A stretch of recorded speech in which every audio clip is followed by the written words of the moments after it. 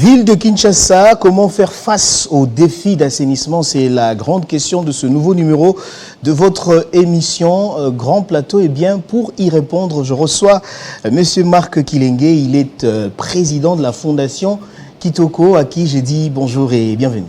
Merci, bonjour monsieur le journaliste. Je signale que vous êtes accompagné de toute l'équipe de votre fondation. Oui. C'est pour nous un honneur de vous recevoir une deuxième fois. Exact, merci beaucoup. Alors, je voudrais d'abord, avant toute chose, avant qu'on puisse parler de la thématique du jour, je l'ai dit, ville de Kinshasa, comment faire face aux défis d'assainissement. J'aimerais qu'on parle de l'actualité qui fait la une dans notre pays. Il s'agit des élections, vous le savez.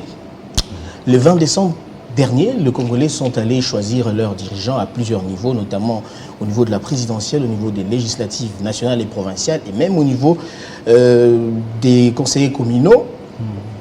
Quelle est votre lecture des faits? Merci d'abord pour la parole. Par rapport aux élections qui venaient d'avoir lieu, d'abord c'était pour nous un rendez-vous sacré, je dirais sur le plan national, parce que le pays s'appelle République démocratique du Congo, et ne serait-ce que par son nom, la démocratie devait vivre. Pour faire vivre cette démocratie, il fallait arriver à ces rendez-vous-là, où la population devait s'exprimer en faveur de ses dirigeants, où la population devait choisir qui devait conduire aux destinées de la nation. Donc la lecture que je fais de ces élections-là, c'est juste un rendez-vous sacré que nous avons honoré.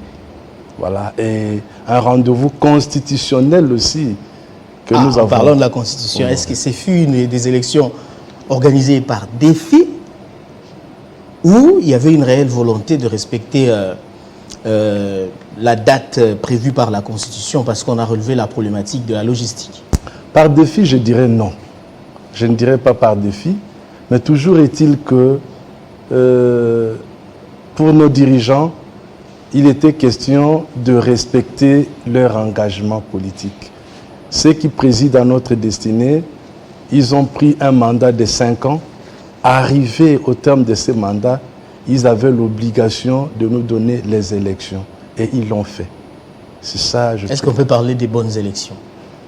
Parce qu'on a vu les conditions dans lesquelles ces élections se sont déroulées. On ne peut pas parler de bonnes ou de mauvaises élections, étant donné que les élections, de bonnes élections de par le monde, il n'y en a jamais eu.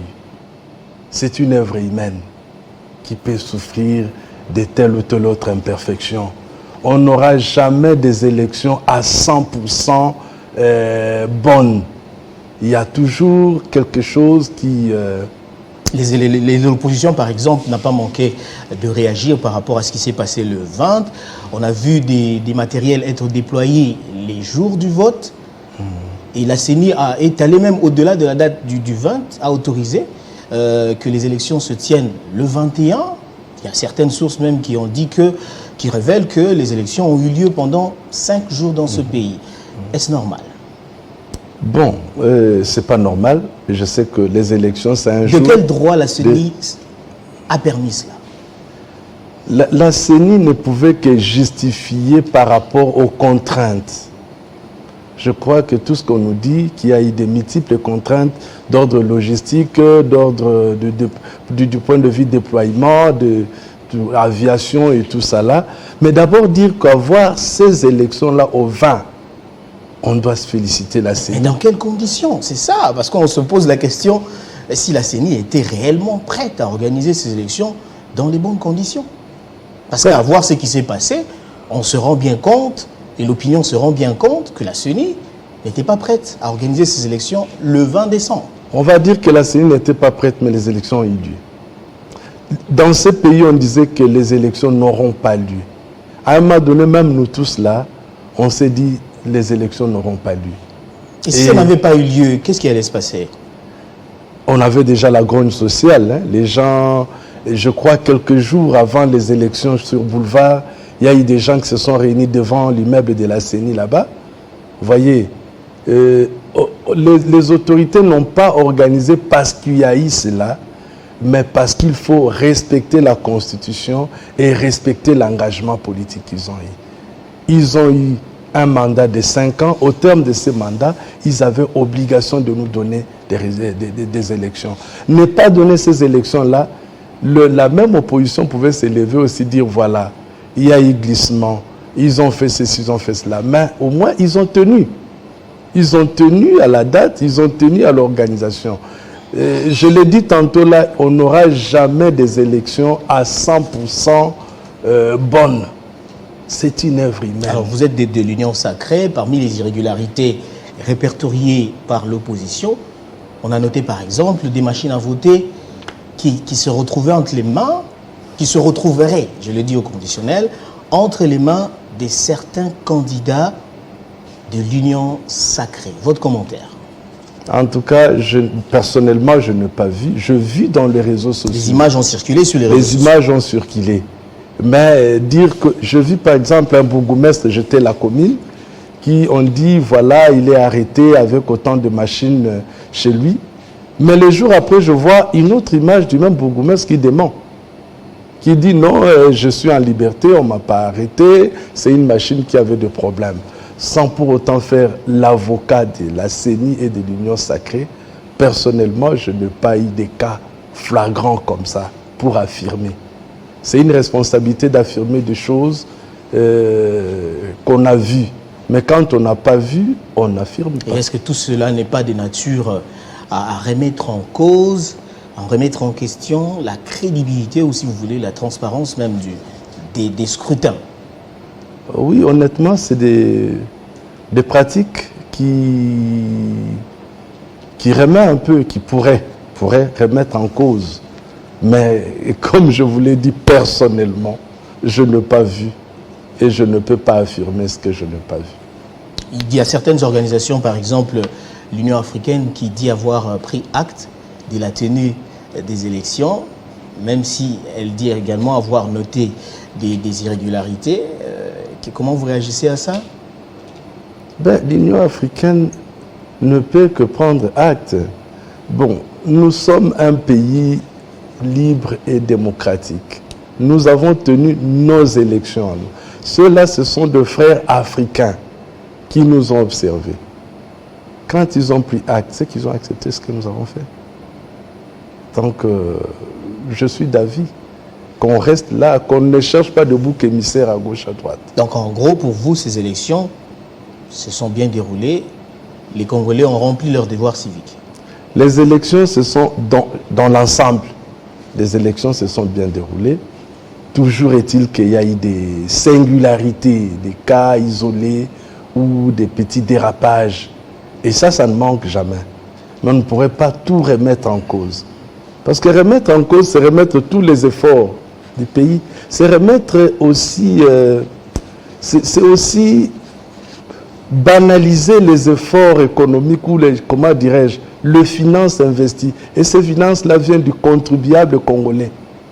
Ce n'est pas l'argent de XY personnes, c'est le contribuable congolais qui a donné cet argent et les élections ont été organisées. Si on remet en cause, c'est-à-dire on entre dans une transition et il va falloir prendre encore l'argent dans les trésors, organiser encore les élections. Monsieur le Président, est-ce qu'on vraiment, cette fois, on avait droit à l'erreur après avoir organisé les élections à plusieurs reprises, notamment en 2006, en 2011 et en 2018? Est-ce qu'on avait droit à l'erreur cette fois-ci? Bon, je ne pense pas. Les précédentes élections devraient nous servir des leçons de toutes ces élections. Je pense qu'on avait droit, on n'avait pas droit à l'erreur. On n'avait pas droit à l'erreur, étant donné qu'en 2006, on a vu des irrégularités, des problèmes qui devraient être corrigés en 2011, 2018, ça a été corrigé. Et cette fois-ci, je pense que les choses devaient bien se dérouler. Mais toujours est-il que l'homme propose, Dieu dispose. On a de bonnes intentions, on aimerait faire mieux, mais on a des contraintes, on a aussi des réalités en face de soi. Et face aux contraintes et à ces réalités, faut-il arrêter la machine, dire que bon, on ne fait pas, on attendra les conditions idéales, ou il faut dire, bon, nous faisons pourvu que cet engagement-là soit respecté. C'est dans ça où on est. Et l'opposition, face à toutes ces irrégularités, tout ce dysfonctionnement, l'opposition demande, parce qu'on constate qu'elle est intransigeante, elle demande l'annulation pure et simple des scrutins. Bon, c'est leur droit le plus légitime. Parce que mais je ne pense pas que ça soit nécessaire. Oui. Ce n'est pas nécessaire. Je l'ai dit tantôt là, on annule, on revient à la case de départ. N'oubliez pas, il y a une problématique au Congo où chaque fois, quand il y a conflit dans le milieu politique, tout le monde se dit, bon, on va dialoguer et à la fin, au lieu que la population bénéficie de cette action-là, ça sera la répartition de postes, voilà, nous on n'a pas été aux affaires, tout ça, donnez-nous pour qu'on aille aux élections.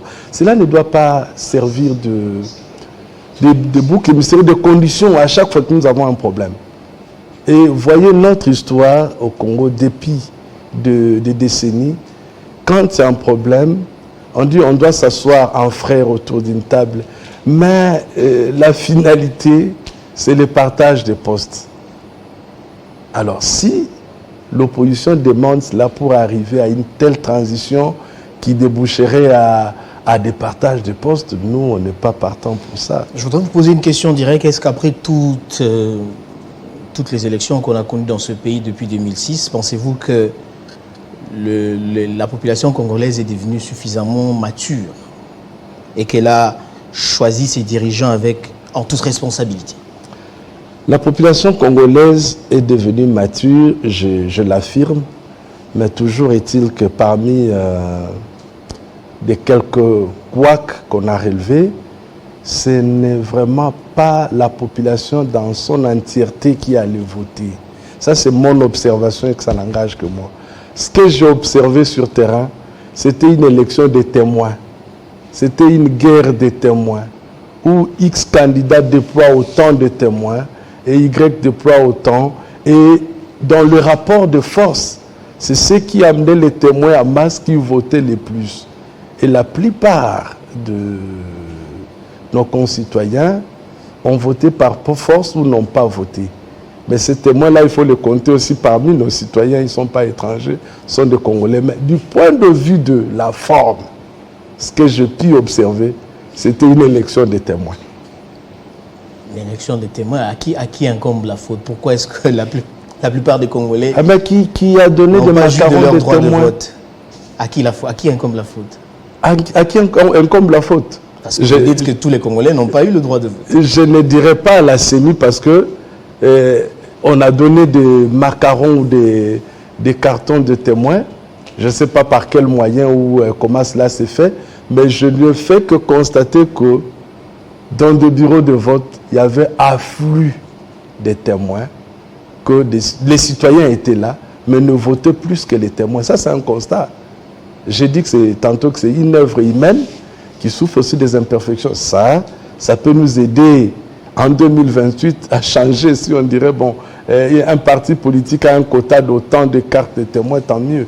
Mais ce que nous avons constaté, et nous avons décrié aussi, ce fait-là, et que c'était la lutte des témoins.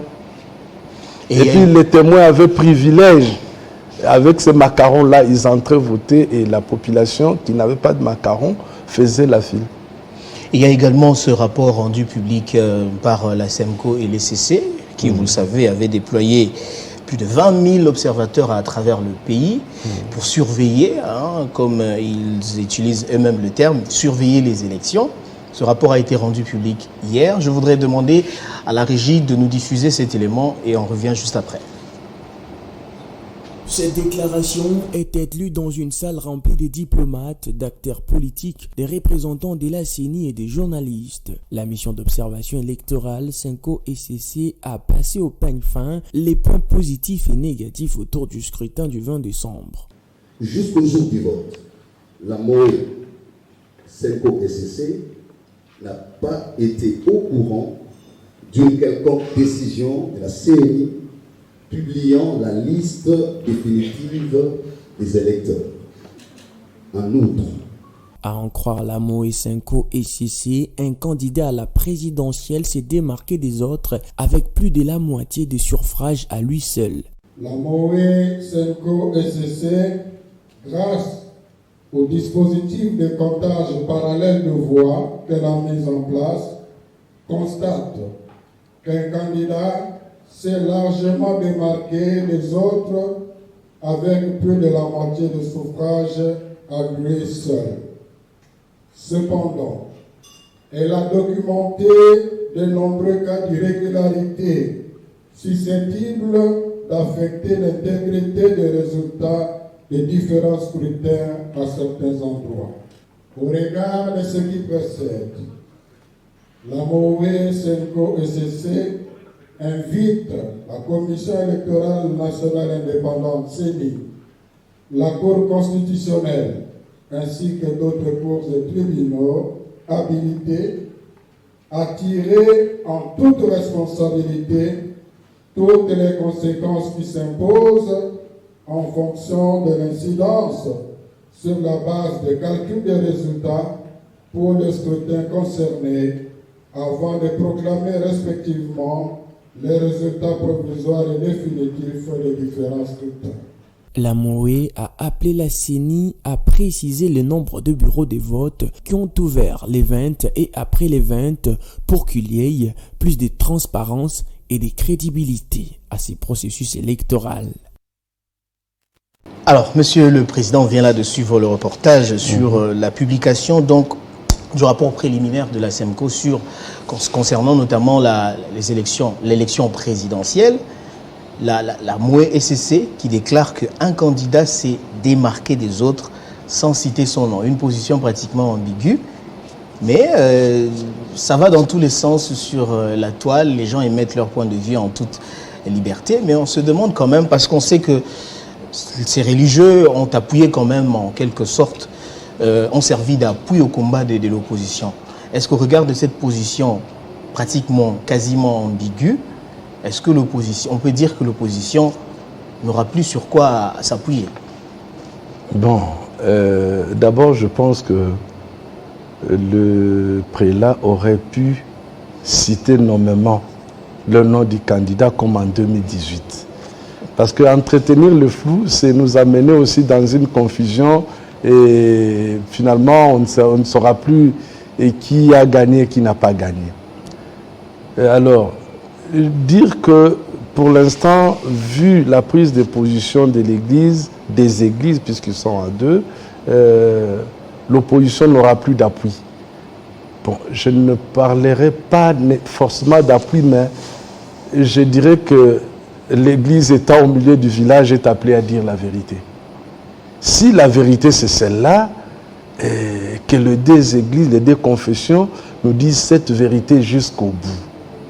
Alors, si un candidat arrive à rafler plus de la moitié, comme on a dit, des scrutins à la présidentielle, c'est aussi une question de stratégie. Parce que là, nous sommes sur un terrain de marketing politique. C'est une question de stratégie. Voir l'opposition politique a aligné combien de regroupements. D'abord, ce qu'il faut relever, ils sont partis en ordre dispersé. Ils se sont réunis en dernier lieu. Il y a Seth Kikouni, Matata Mponyo qui ont rejoint. Oui, mais ils n'ont pas présenté un candidat unique. Hein. Il y a les Seth Kikouni, les Matata. Ils se sont ralliés à Moïse Katumbi. Et Fayoulou qui est allé seul. Mouzito aussi est allé seul. Mukwege est allé seul. Pour une seule opposition. Mais il y a une composante qui s'est construite, qui s'est créée quand même autour de la candidature de Moïse Katumbi. Oui, mais c'est par rapport aux autres. Prenons les 100% de l'opposition. Vous ne trouvez pas que bien qu'il y a un regroupement qui soutient, un regroupement des candidats du président qui soutenaient Moïse Katumbi, mais il y a deux autres aussi qui ne sont pas les moindres. Les Fayoulou, les Mouzito, les Mukwege, qui sont des candidats de taille. Toute cette énergie-là mise ensemble pouvait permettre à l'opposition de faire face à l'union sacrée. Est-ce que vous pensez, parce que la SEMCO déclare que ce candidat dont il est question a obtenu des résultats qui vont au-delà de la moitié. On sait que la CENI est en train de publier des résultats partiels, des tendances, et c'est Félix Tshisekedi qui prend de l'avance par rapport à ses adversaires. Est-ce que c'est ce que dit la SEMCO pourrait rencontrer ce que dit la CENI, par exemple, jusqu'ici? Non, ça rencontre déjà. Il ne faut pas parler au conditionnel. J'étais en train de parler de la stratégie. Les autres, ils partent en ordre dispersé. Félix Tshisekedi, avec les siens, ils partent ensemble. Félix Tshisekedi, avec l'Union sacrée, avait combien de candidats à tous les niveaux? Prenons les 3 autres niveaux. Et tous ces candidats-là ont battu campagne. Quand ils ont battu campagne, ils étaient dans une sorte de ticket. C'est-à-dire qu'ils votaient pour tel député national de l'Union sacrée, automatiquement votaient pour le président Félix Tshisekedi. Qui votait pour tel candidat municipal, votait pour... C'est une question stratégique. Les résultats dépendent de la stratégie mise en place. Parce que la stratégie, cette fois-là, c'est la somme de moyens déployés pour atteindre un objectif. Et l'objectif, c'est celui-là. Je pense que c'est... Alors, je crois qu'on ne va pas faire dire à la SEMCO ce qu'elle n'a pas dit, parce qu'il faut préciser qu'elle n'a pas encore cité le nom du candidat dont il est question. Alors, on va aborder la thématique du jour. Kinshasa, comment faire face aux défis d'assainissement? Vous êtes un leader, président de la fondation Kitoko. Face à cette problématique de l'assainissement, quelle est l'approche idéale, selon vous? Kinshasa, autrefois Kinshasa la belle, et aujourd'hui, entre guillemets, Kinshasa la poubelle. Comment faire face à cette problématique? Je pense que dans tout cela, il faut travailler sur l'homme. Travailler sur l'homme quinois. Travailler sur l'homme quinois veut dire amener l'homme quinois à changer un peu sa perception de l'environnement. Quand je parle de l'environnement, je vois l'environnement au sens large. L'environnement physique, politique, social et tout. Puisque si les politiques donnent l'impulsion, le reste là va suivre. Alors, l'homme quinois, aujourd'hui, est caractérisé par une sorte d'irresponsabilité. Quand je parle d'irresponsabilité, on était avec vous ici l'autre fois à l'émission, je vous ai parlé de l'histoire de Yo Mutorobongi Samboko. Oui. Aujourd'hui, tu vois un confrère, un co-citoyen poser des actes qui vont dans le sens des antivaleurs environnementales, si je peux les qualifier ainsi. Qu'est-ce qu'il va te dire? Yo Mutorobongi Samboko, c'est à toi d'arranger ce pays. Donc ce pays-là ne mérite pas d'être arrangé. Alors, le problème, c'est nous. Le virus, c'est nous, les Quinois. Et la solution, c'est encore nous. Alors, nous devons travailler sur les Quinois. Comment trouver cette solution, justement? C'est d'où la question. Comment remédier à cette problématique? Pour remédier à cette problématique, il faut sensibiliser suffisamment les Quinois à la bonne gestion environnementale. La sensibilisation veut dire lui parler, le conscientiser. Puisqu'il y a, je dirais, inconscience sur le plan environnemental. Les Quinois ne savent pas qu'en déversant les immondices ici, après que ça va s'entasser. Et puis c'est moi-même qui serai victime. Il laisse pourrir la situation. Après, il va crier « Bakonzibo ya rotal et la bisoli kambo ». Vous voyez? Donc, il faut conscientiser les Quinois. Il faut changer aussi les modèles de communication. Il faut aussi, parfois, mettre des mesures de coercition.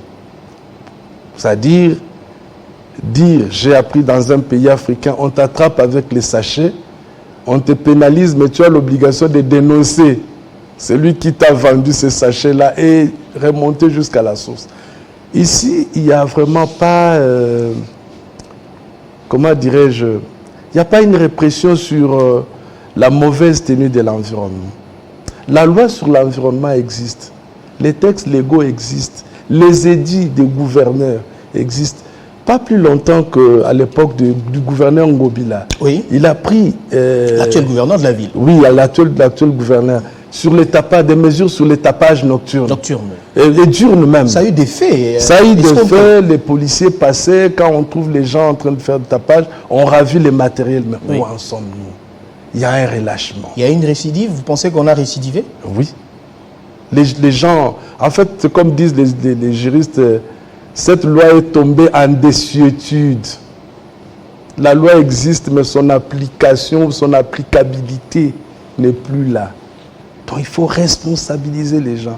Il faut mettre des mesures contraignantes. Dire que celui qui ne fait pas, qui n'adopte pas tel comportement, sera sanctionné de cette façon. Mais avant d'y arriver, il y a tout un processus. Il faut amener les Quinois à s'approprier son environnement. L'environnement des Quinois, c'est une affaire des autres. Quand on te dit, c'est toi qui vas arranger ce pays. Donc, ce n'est pas son problème. Et c'est ce que vous faites justement, parce que, comme je l'ai dit, vous êtes président de la Fondation Kitoko, et comme on peut bien déjà voir les images circuler, dans le cadre de votre fondation, vous menez des actions de terrain pour sensibiliser la population, comme on peut bien le voir sur ces images. Oui, allez-y, vous pouvez commenter. Oui, ces images-là, c'est comme nous disons, nous prêchons par l'exemple. On a été à la commune de Lingwala, où il y a eu un sérieux problème d'insalubrité. Et là, c'est la canalisation, les collecteurs d'eau qui partent de Isangui jusqu'à la rivière Gombe. À un moment donné, c'était plein et ça débordait, ça ramenait beaucoup d'autres problèmes sanitaires. Nous nous sommes levés, dit conscientiser les uns les autres. Nous sommes des humains, on doit vivre comme des humains. Alors, nous n'avons pas voulu les faire seuls. On a associé les autres. On a fait ces grands salongos-là, cette grande action d'assainissement ensemble. Et aujourd'hui, les milieux propres. Ça produit quel résultat? Les milieux propres, mais quel résultat? Maintenant, ça doit se pérenniser. Nous avons dit, moi, je n'habite pas Lingwala. Est-ce que si on y va maintenant, on constatera que le milieu est propre, comme vous le dites? Je pense oui. Je pense oui, parce que nous avons responsabilisé des gens qu'on appelait les chefs d'antenne pour veiller. On a fait cette action-là une fois pour prêcher par l'exemple, mais l'antenne devait pérenniser de temps en temps cette action pour que l'insalubrité ne soit pas au rendez-vous. Et aujourd'hui, quelles sont les grandes actions que vous venez de mener récemment?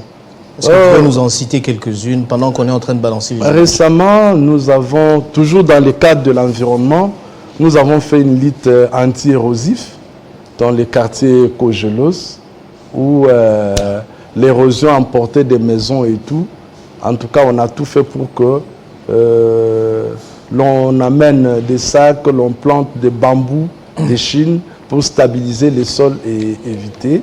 Comme vous savez, la Fondation a 4 axes. Nous avons l'environnement, la formation, la santé et l'agriculture. Maintenant, l'un de nos grandes réalisations, c'est dans les domaines de la santé, où nous venons de mettre en place un grand centre hospitalier avec une grande capacité d'accueil. L'idée, c'est d'amener nos concitoyens à avoir des soins de santé à un coût réduit. Et puis ce centre-là, nous ne l'avons pas amené au centre-ville. Nous l'avons amené dans le milieu périphérique pour que nos concitoyens aient les soins de santé de qualité à un prix réduit. Et là, ce n'est que le centre pilote. Mais nous avons un deuxième centre qu'on est en train de construire dans le quartier Bel Air. Bientôt, je crois, au début de l'année, ici, on va lancer. Et en termes de perspective, nous comptons en 2024 avoir comme ça 5 grands centres hospitaliers à travers la Lukunga. Quels peuvent être, parce que face à cette problématique, il y a la part de tous et la bienvenue. Oui. Quel peut être le rôle du parlementaire ou des parlementaires pour mettre fin à l'insalubrité en RDC, à Kinshasa par exemple, ou à Lukunga, où cette problématique se pose avec acuité aussi. Hein. Oui, les parlementaires, en dehors du fait qu'il est appelé à légiférer, il doit aussi exercer le contrôle parlementaire. Parce que l'exécutif est là, l'exécutif fait son travail, l'exécutif, il y a des fonds qui sont débloqués, tout ça. Mais quand l'exécutif n'est pas contrôlé, comment voulez-vous que les choses marchent? Ils ne se sentiront pas inquiétés. Mais quand ils savent qu'ils ont affaire aux élus du peuple qui peuvent passer, voir que tel fonds a été débloqué pour Lukunga et que Lukunga n'en a pas bénéficié, qui peuvent solliciter, c'est pas une question orale, ou utiliser la procédure parlementaire pour interpeller les ministres des tutelles, je pense que la machine va tourner. Donc le rôle du parlementaire, par rapport à la question de l'air, c'est vraiment exercer son contrôle parlementaire dans ces contextes-là. Et puis écouter aussi la population. Parce que le mal aussi avec nos parlementaires, quand il est parlementaire, c'est fini. Il n'a plus à rendre compte à la population. Il revient 4 ans après son mandat pour commencer à approcher la population, solliciter un deuxième mandat. Mais si les parlementaires écoutaient la population et exerçaient son contrôle sur l'exécutif, les choses pourraient marcher. Alors, on est en train de chuter, il nous reste quelques petites secondes. Quelles sont les perspectives d'avenir de la Fondation Kitoko? La Fondation Kitoko est une fondation à vocation nationale. Nous avons commencé à Kinshasa et au bout de 4 ans là, il y a des sollicitations partout. On nous appelle à l'Est pour implanter, on nous appelle à Boende, on nous appelle à Kisangani. Nous nous disons que dans l'année 2024 qui commence, nous allons nous étendre. Nous allons nous étendre pas en parole, mais en action. Concentre vraiment des actions de proximité comme nous les faisons à Kinshasa dans les autres provinces. Monsieur le Président, je vous remercie d'avoir répondu à notre invitation. Merci. J'espère que tout est clair, vous l'avez compris.